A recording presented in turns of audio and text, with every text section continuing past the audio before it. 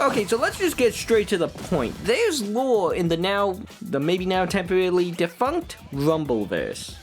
And this, brought to you by Squat's Chicken, game could have been wild had it continued. Looking back at Rumbleverse before it shut down, we were always too focused on landing sick combos to stop and smell the machos, so to speak.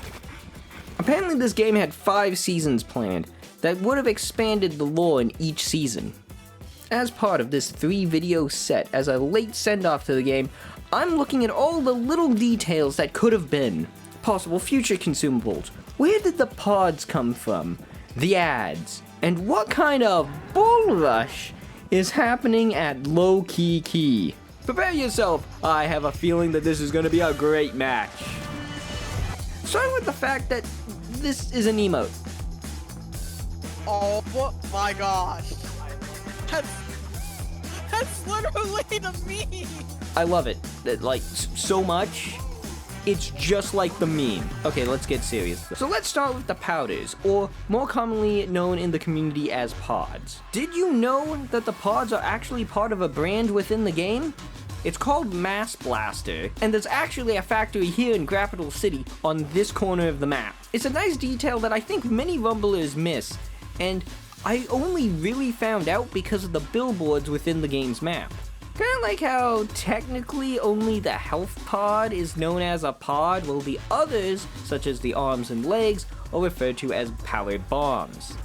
Makes me wonder what's actually in this stuff. Probably one of those boosters over at Booster Juice. The only difference is they seem to actually do something, and it's not just marketing. Or you know, maybe it could be steroids, I don't know. I'm not a pharmacist.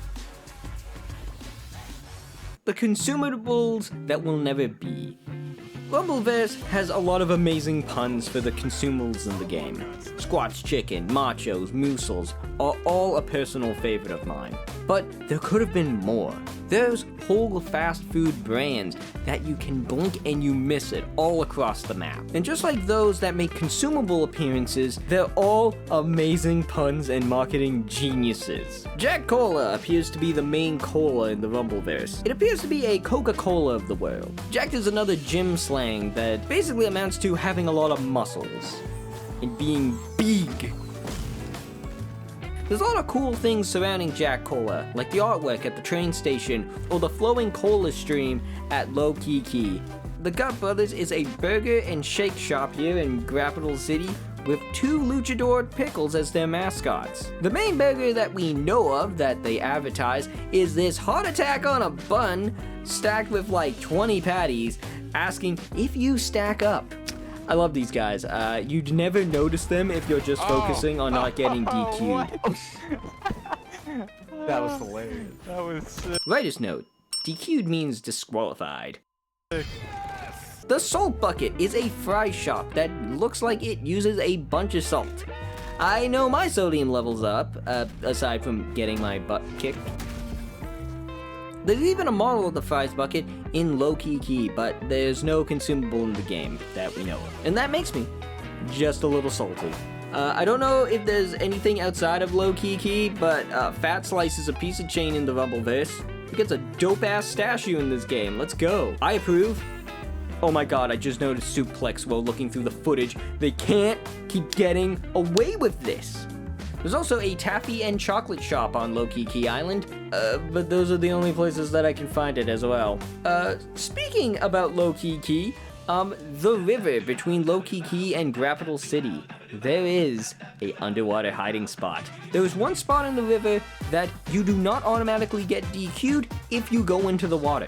In fact, it's a completely safe area that you can just chill in for a while. I actually managed to capture this while playing with my friend. We can confirm that this is true, however, we never got to take advantage of it. And that's how our story ends.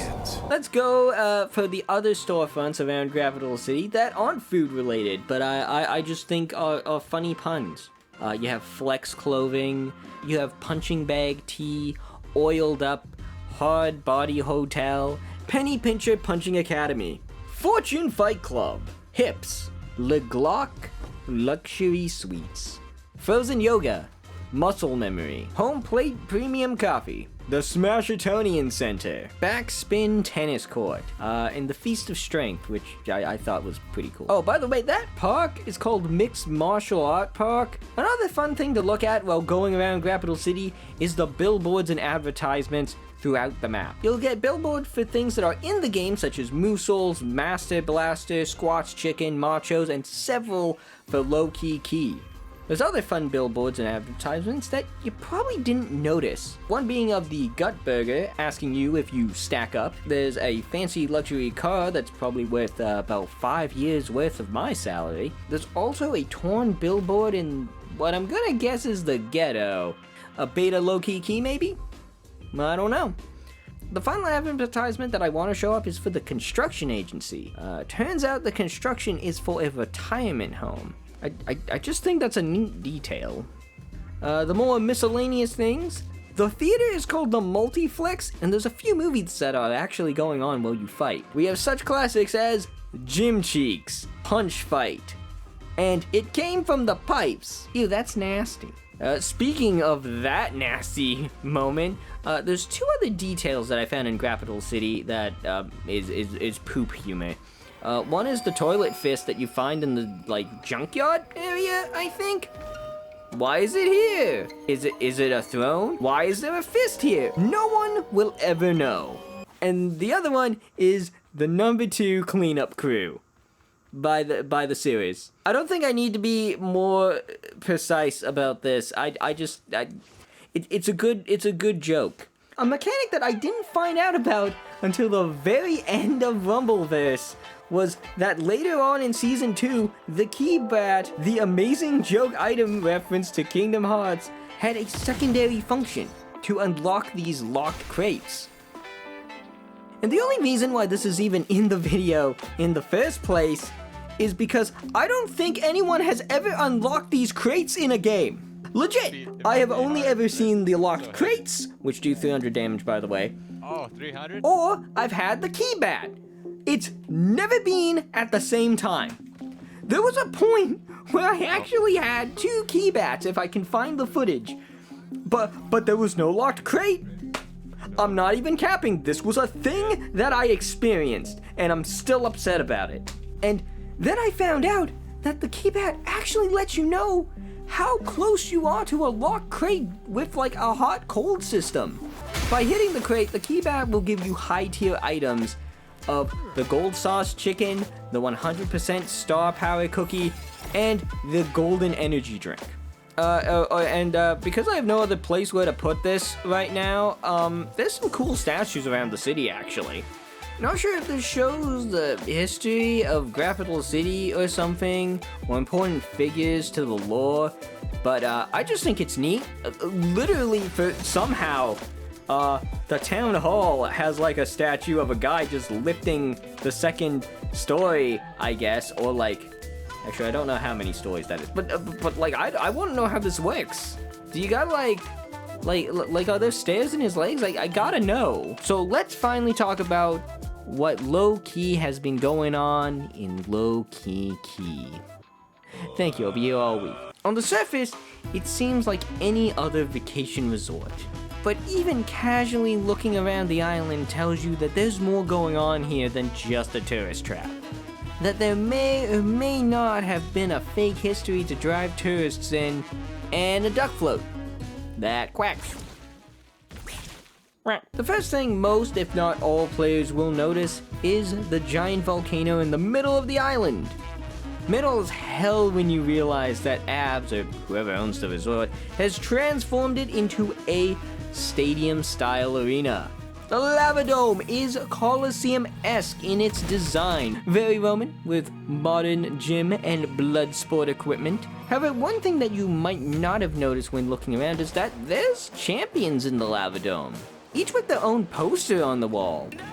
The champions are, in no particular order, Saber, Mama Bear, Jimmy Jackpot, and Havoc. I'm not sure if this is part of the tourism agency's doing, or was repurposed from some past civilization. Seems to fall in line with a plausible history of a time before capitalism. But I don't know, I think these are all neat details. I like the LAVADOME a lot. It was always fun to fight in. The next thing you might have noticed in the island is... Yeah, I guess we better talk about that. Okay, so I'm just gonna go out and say it. There's a goddamn Lovecraftian cult on this island. There's no way to look around it here. And look, I got the paper trail to prove it. Check this out. Take a look at this! That right there is the Low Key logo. Can I talk to you guys about the Low Key logo? I've been dying to talk to you about the Low Key logo all day, okay? I've been looking back at the footage over and over again. And I keep looking at this logo and the billboards, and I noticed this eye.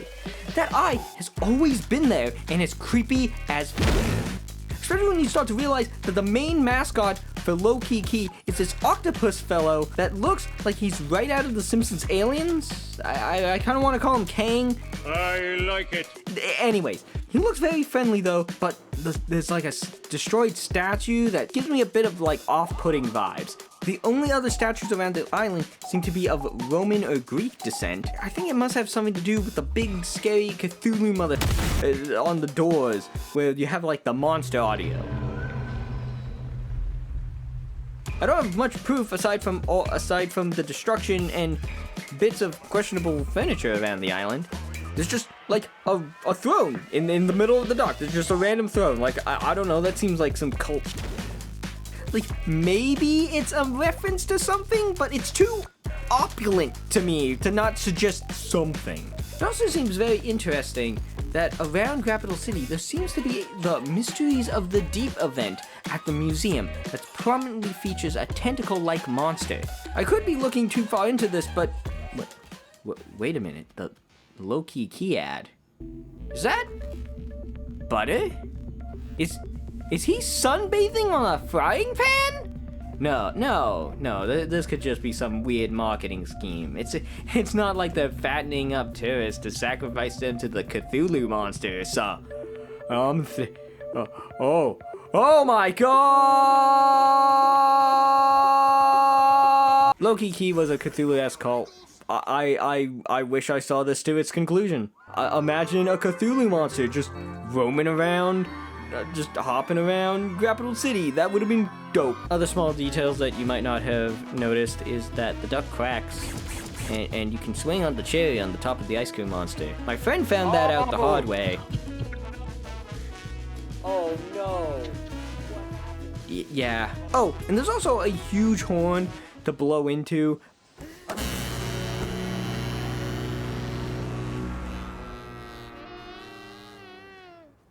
It's kind of out of the way. I don't know how many people knew this, but I just think it's neat.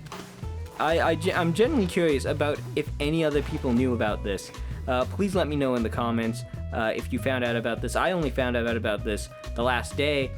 I've been holding on to this information back for a long time because I've been waiting to make this video, and I've just been very slow in making it. Please let me know if I spent too much time on this video. Bye. So yeah, that is the second video in this Rumbleverse trilogy. And now it's finally time for me to work on the very last one, where I just generally go over my thoughts about the game and I just reminisce about how freaking dope it was. So, you know, subscribe for that. If you wanna, I don't know, I'm not your dad. Okay, bye.